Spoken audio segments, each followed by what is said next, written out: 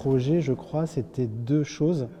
C'était l'appétit moi que j'avais de raconter une histoire via le fantastique. Parce que pour moi, en fait, c'est pas du tout un mode d'expression qui est un mode d'expression qui serait fait uniquement pour faire du spectaculaire ou faire peur. Ça fait partie en fait du champ de possibilités de ce genre de film. Mais pour moi, c'est aussi un moyen de raconter de façon un peu décalée et poétique des choses, des sujets ou des géographies, des endroits un peu spécifiques. Donc il y avait ça, ce désir de fantastique, et l'envie donc de parler aussi d'une campagne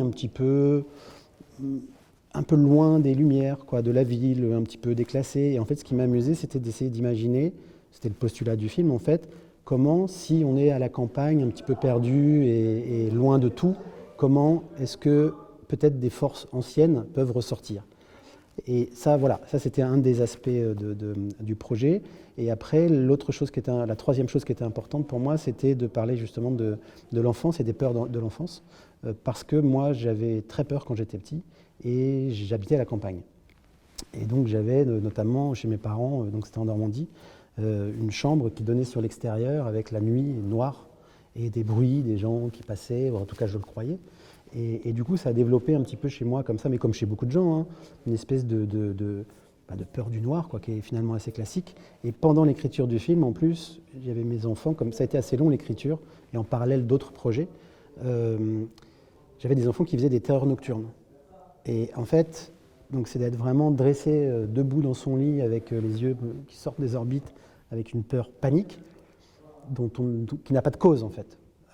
Sauf qu'en fait, il y a une cause. Et la cause, c'est l'imaginaire que peut produire un enfant. Et je trouve que c'est une dimension en fait, que je trouve extrêmement importante et que je trouve finalement aussi réaliste que la vie quotidienne. Elle est réaliste et elle est vraie dans la mesure où ils ont une telle intensité, une telle imagination qu'ils ressentent vraiment cette peur-là. Donc s'ils la ressentent, c'est que ça existe et que d'une certaine façon, en tout cas pour eux, les monstres existent.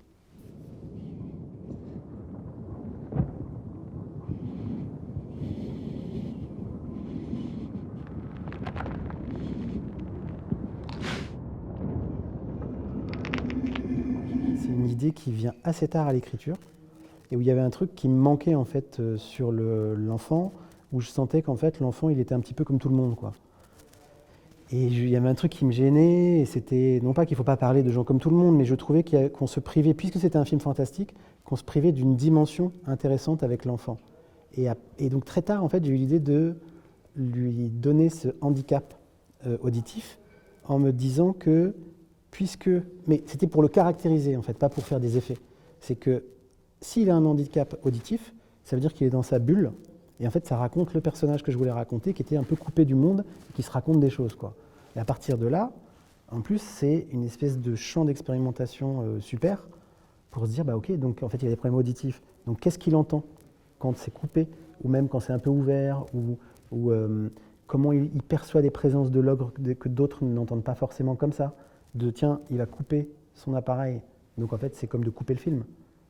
Il arrête le film, puisque le film, quasiment, c'est son imaginaire et c'est lui. Donc hop, il coupe, donc on est avec lui. Et voilà, et donc j'ai travaillé avec Rémi Gauthier et Dominique Delgus, Rémi Gauthier qui est le monteur son et Rémi Delgus qui est le mixeur. Et voilà, on a travaillé sur ça. Je leur disais ce que je voulais, ce que j'avais en tête, et puis ils me proposaient plein de choses, ils essayaient des choses, et puis au fil du temps et de façon un peu, on va dire, artisanale, on a fabriqué tout ça. Pour la petite anecdote, tous les sons de l'ogre, par exemple, avec sa gorge, avec les bruits d'os, de dents, tout ça et tout, si vous voyez comment c'est fait, il a dû vous expliquer, Rémi, je ne sais pas je sais pas ce qu'il vous a dit exactement, mais il a cassé des cacahuètes, il a mis une pompe à eau dans une bassine, je ne sais pas s'il vous a dit ça, mais non, il n'a pas dit ça. Bon. Mais bon, il a fait plein de tentatives, plein d'essais de plein de choses. Il a passé des heures à faire comme ça, et pour après essayer de repasser le son et de le distordre un peu et de voir comment ça peut marcher. Et donc c'était, mais voilà, au son, ils ont fait un travail formidable et qui est l'équivalent, si tu veux, dans un cinéma américain, c'est des créateurs et des designers sonores, en fait. Et nous, on le fait dans une économie de petits films d'auteurs français. Donc, ça veut dire que tout le monde est extrêmement investi, mais c'est vrai pour tous les postes d'ailleurs, et passionné et a envie de faire des choses originales, singulières et de donner le maximum.